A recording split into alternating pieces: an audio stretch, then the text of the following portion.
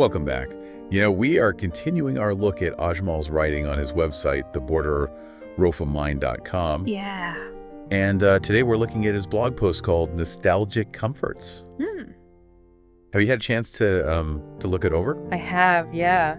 It's really interesting how he, connects these sensory details to, these really powerful childhood memories. Yeah, and I think that's something we've all experienced, right? Yeah. I mean, think about, the smell of fresh-baked cookies. Oh, yeah. And suddenly you're, 8 years old again at your grandma's house? Totally.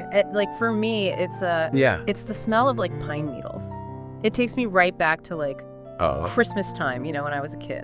Yeah. Putting up the tree with my family. Oh, that's lovely. Yeah. And I think what's so interesting about what Ajmal is saying is, it's not just about remembering, Right. the smell or the sight of something. It's it's deeper than that. It's deeper than that, yeah.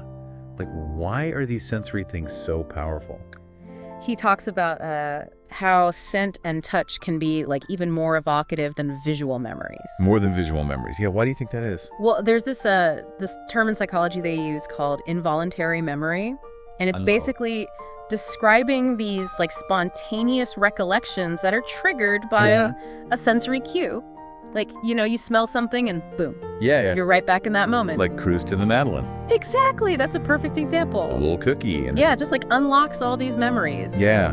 And Ajmal is saying that these memories aren't just fleeting things. They actually... They shape us. Yeah. Yeah, so they form a personal museum of the past.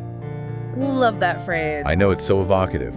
But does that mean we're stuck in the past? Yeah. It's a good question. And researchers have looked into that whole nostalgia thing. Yeah. And it can be comforting, but also you can get caught up in it. And you don't want to... Exactly. No. You don't want to just live in the past.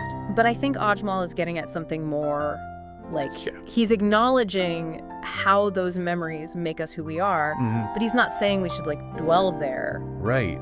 It's wait. they're part of us, but we're still moving forward. Exactly. Yeah. It reminds me of something you said earlier about how when we're kids, Oh, yeah. our senses are just on high alert. So much more intense. Yeah. And maybe that's why these memories are so strong. It's we're experiencing the world for the first time. Right. And everything is new and exciting. And there's this pure joy that's hard to find as an adult. I know. You mentioned the smell of fresh cut grass. Oh, yeah. Takes me right back. And the feeling of sand on your feet. Simple things, but so powerful. Yeah. And it's not just the memory itself. It's the feelings it brings back. Yeah. That sense of safety and comfort. And just pure, unadulterated joy. A smell can unlock this whole emotional world. Amazing, right? It really is. And that's what I love about Ajmal's writing. He makes you stop and appreciate these little details. And find meaning in them. Yeah, exactly. So if you want to explore these ideas more... Yeah, definitely check out his website. Yeah, go to theborderofamind.com. It's full of fascinating stuff. It is. And make sure to tune in for our next commentary episode. We'll be looking at another piece of his writing then. We will. Until then, why don't you think about your own most powerful sensory memory from childhood?